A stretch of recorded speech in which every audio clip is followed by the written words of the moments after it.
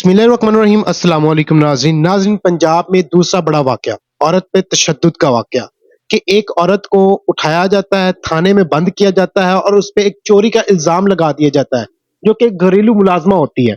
और चोरी का इल्ज़ाम लगाकर उस पे और उसके भाई को कपड़े उतार के थाने में तशद्दुद किया जाता है और फिर कुछ साबित भी नहीं होता। और साबित ना होने की ना उसकी कोई एफआईआर है। मुझे समझ नहीं आती कि पंजाब पुलिस काम क्या कर रही है, किस तरह से तशद्दुद हुआ, क्या वाक़या है, क्या इल्जामात लगाए और क्या इन पे जुल्म किया गया। आज वो बहन हमारे साथ मौजूद है, इनसे बात करते हैं। अस्सलाम वालेकुम। वालेकुम अस्सलाम। अच्छा बहन, हमें पता चला कि आप पे चोरी का इल्जाम लगाया गया, आप जहाँ पे काम करती थी।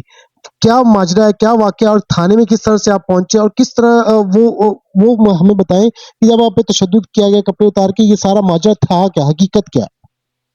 मैं अस्की 9 में काम करती हूँ मुलाजमा 2 हाउस में पहले करती थी। यानी कि तीसरे हाउस नंबर 26 में मैंने दोबारा किसी ने मुझे बोला था कि काम की ज़रूरत है उधर। वहाँ पे एक अनमोल नाम की लड़की है, वो उधर काम करती थी, तो उसकी शादी होनी थी। तो उन्होंने कहा है कि भई इधर काम की ज़रूरत है तो आप पता कर लें। मैं उधर गई हूँ पता करने, तो उन्होंने कहा हाँ जी, हमें ऐसी ही लड़की चाहिए थी। तो मैं उधर जाके हमारी सैलरी तय हो गई है, सफाई, बर्तन, कपड़े धोना और इस्त्री करना। तो ये मैंने काम सेलेक्ट किया, उन्होंने मेरी 17,000 सैलरी लगाई है उधर। तो उस लड़की ने अगले महीने काम छोड़ देना था क्योंकि उसकी शादी थी। तो मैं काम स्टार्ट करना शुरू कर दिया है, अपने तीनों घरों पे मैं टाइम देने लग गई हूँ। तो जो मेरे पिछले काम वालियाँ थी वो आके उधर पता करती भी सुमेरा आप क्यों नहीं आ रही हो?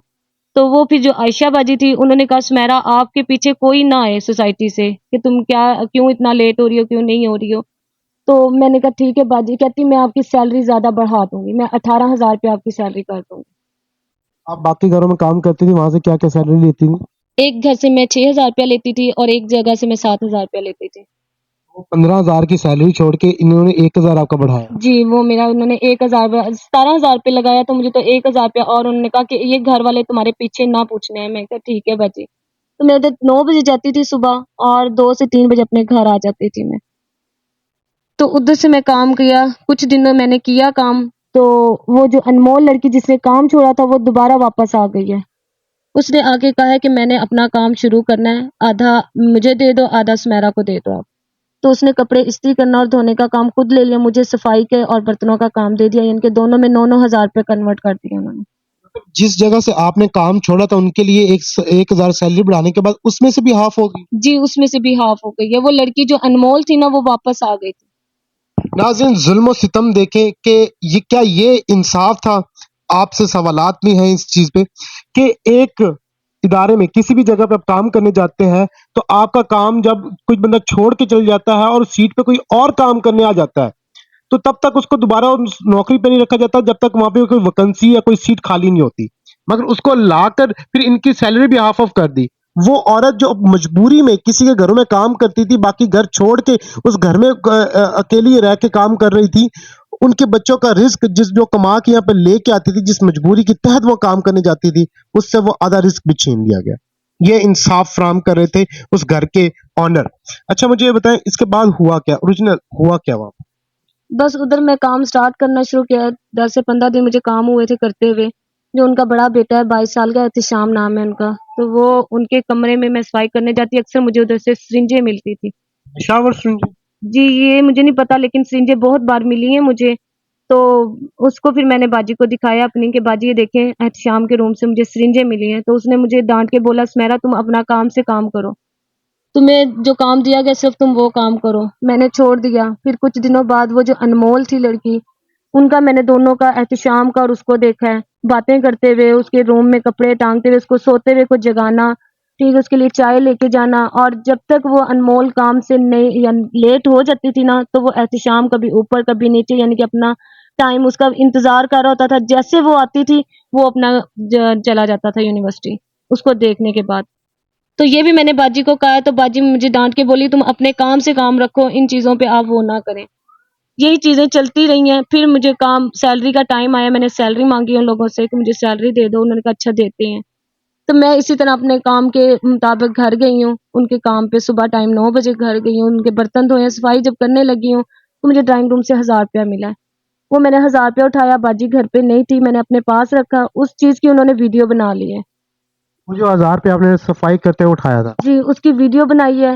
اس کے پھر انہوں نے مجھے کہا ہے جب میں نے صفائی 2 بجے کمپلیٹ ہوگی میں نے انہیں کہا کہ باجی میں جا رہی ہوں. اس نے کہا تم نے ہمارے گھر میں چوری کی ہے. میں نے کہا میں نے چوری نہیں کی ہے. کہتی ہے دیکھو ویڈیو. میں نے کہا باجی میں نے 1000 آپ کو لوٹا دیے, میں نے چوری نہیں کی ہے. کہتی نہیں آپ نے ہمارا سونا چوری کیا ہے.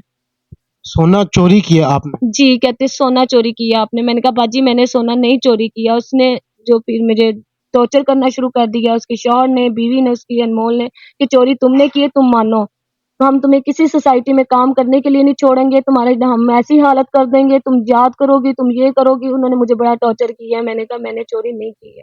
گھر میں ہی ٹارچر کرتے رہے؟ جی ٹارچر کیا. ٹارچر کرنے وقت تھے کون ٹارچر کر؟ عائشہ, انمول اور نوید. عائشہ نے اور انمول نے میرے ہاتھ پکڑے ہیں, جو پھر نوید نے مجھے جوتیوں سے, ڈنڈوں سے, چپیڑوں سے اس کے, اور کرنٹ اس نے جو مجھے لگایا, انہوں نے عائشہ نے اور انمول نے میرے ہاتھ پکڑے, اور نوید نے مجھے مارا ہے. انہوں نے مجھے بہت زیادہ مارا ہے. وہ کہتے ہیں مانو کہ تم نے چوری کی ہے. ناظرین میں آپ سے ایک بات کرنا چاہ رہا ہوں کہ اگر انہوں نے چوری کی تھی تو اصول کیا تھا کہ پولیس میں ایف آئی آر دی جاتی اور ان کو پولیس کے حوالے کیا جاتا. وہ انمول جو گھر کی ملازمہ تھی, اس کا اس کو ہاتھ پکڑ کے تشدد کروانے کا کیا سوال پیدا ہوتا تھا؟ اور پھر یہ لوگ جو اس پہ تشدد کر رہے تھے, جو وہاں کے مالک تھے, ایک مرد کا خواتین پہ ہاتھ اٹھانے کا سوال کیا ہوتا ہے؟